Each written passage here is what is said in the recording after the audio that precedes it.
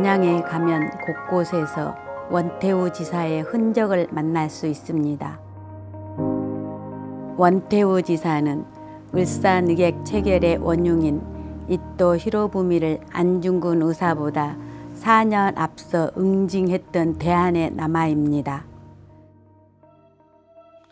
일본 총리를 4번이나 역임한 이토 히로부미가 고종 황제와 대신들을 위협하여 을사늑약을 체결하면서 우리 민족은 비탄에 빠지게 됩니다. 이때 혈기 넘치는 23살의 청년 원태우 지사는 이토 히로부미가 1905년 11월 22일 수원에서 사냥한 뒤 기차로 귀경한다는 첩보를 입수하고 친구들인 이만여, 남통봉, 김창성과 함께 이토 히로부미를 처단하기로 결의합니다.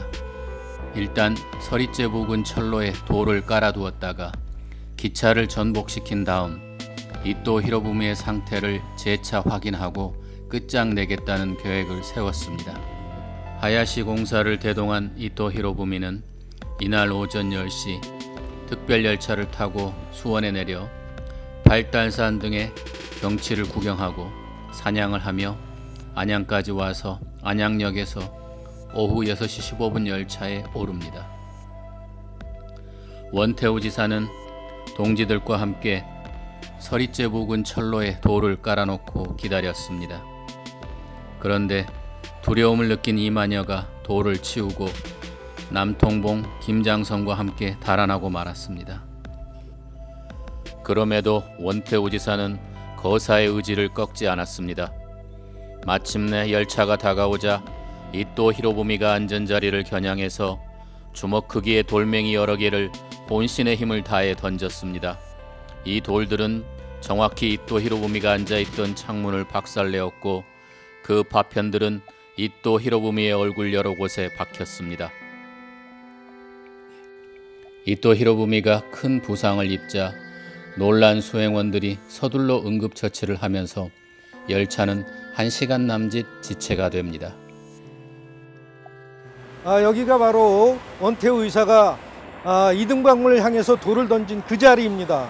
그 원태우 의사의 이 의거는 1909년 10월 26일 날 하얼빈 역두에서 안중근 의사가 이등박문을 처단하는 그 의거의 길잡이가 되었죠. 어떠한 점에서 그러냐면은 우선 그 침략의 원흉이 그 안중근 의사가 이등박문이라고 생각했던 그 이유가 바로 이등박문이가 우리나라에 와서 우리나라의 대신과 국왕을 겁박해서 우리 침략 조약인 을사늑약을 강요했기 때문이라는 점이죠. 그것을 알고 원태우 의사가 제일 먼저 이등박문을 처단하려고 했고 그것을 이어서 안중근 의사가 한국 침략의 원흉이자 동양 평화의 파괴자로서 이등박문을 하얼빈역에서 처단하게 되는 그런 의거가 성공될 수 있었던 것입니다. 그래서 이런 점에서 원태우 의사의 의거는 안중근 의사의 의거를 성공에 이르는 어떤 길잡이 역할을 했다, 이렇게 볼 수 있습니다. 원태우 지사의 이토 히로부미 응징이 알려진 것은 이틀 뒤인 11월 24일자 대한매일신보의 기사를 통해서입니다. 당시 일본의 유력 신문들 또한 이토 히로부미의 피격 사건을 보도하면서 한때 증시가 폭락하는 상황까지 벌어졌다고 합니다. 난처해진 조선의 정부 또한 급히 사신을 보내달래고 책임을 물어 치운 군수를 파면하고 경기 관찰사를 견책 처분하게 됩니다. 거사 직후 원태우 지사는 자리를 피하였으나 안양역의 철도 노무자로 있던 야마사키의 제보로 사이토 일본 헌병대장이 이끄는 경찰들에 의해 친구들과 함께 체포되었습니다. 다른 사람들은 무혐의로 풀려났지만 원태우 지사는 철도 방해죄로 2개월 동안 감금되고 태 100대를 맞고 이듬해 1월 24일에 석방되었습니다.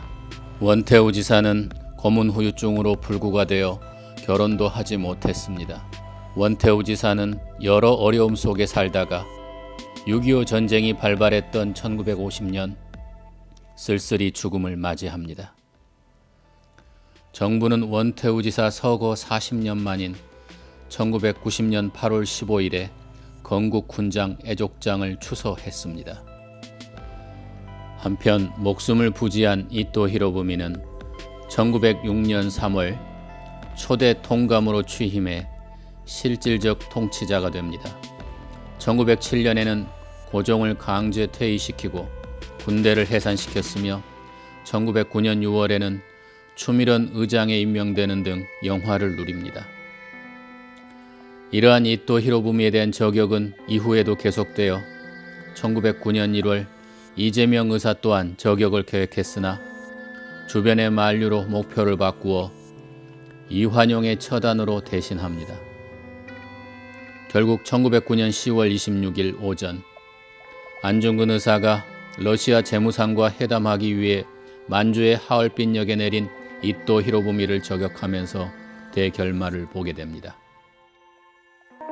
현재 안양시의 여러 곳에는 원태우 지사의 의거를 기념하고 추모하기 위한 기념물 및 조형물이 설치되어 있습니다. 농협은행 안양 1번가 지점에는 원태우 지사가 살던 집터라는 표석이 있고 평천의 자유공원에는 원태우 지사의 흉상이 건립되어 있으며 안양시 만안시립도서관에 기념비가 세워져 있습니다.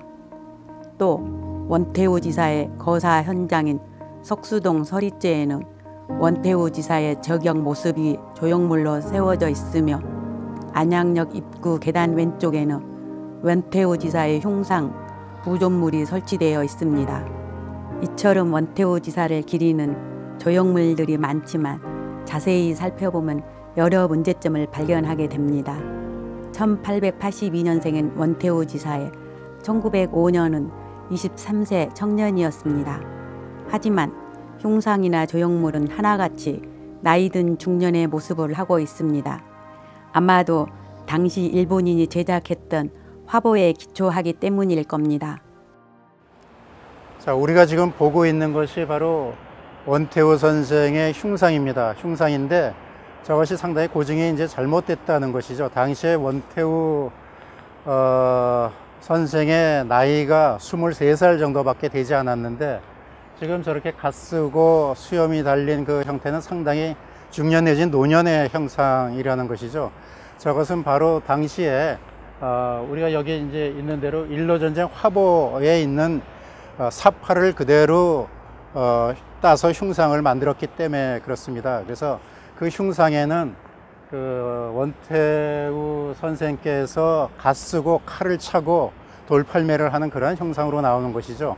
그래서 상당히 잘못된 그런 화보의 내용을 그대로 이제 현재 우리가 채용하고 있는데, 당시에 우리가 독립운동을, 나라를 찾기 위해서 여러 가지 독립운동을 할 때 뭐 유생 의사 그 다음에 지식인들만 한 것이 아니고 일반 평민 백성들이 많이 했습니다. 그 중에서 이제 원태우 선생 같은 경우에도 평민에 해당하는 분이죠.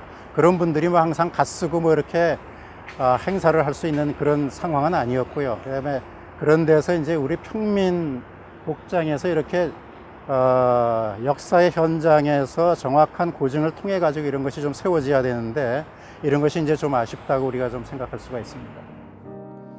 1905년 12월 일본 방문사에서 발행한 일로 전쟁 화보 제39권에는 가소롭기 짝이 없는 조선인의 폭행이란 제목으로 기록화와 함께 사건 내용이 실려 있습니다.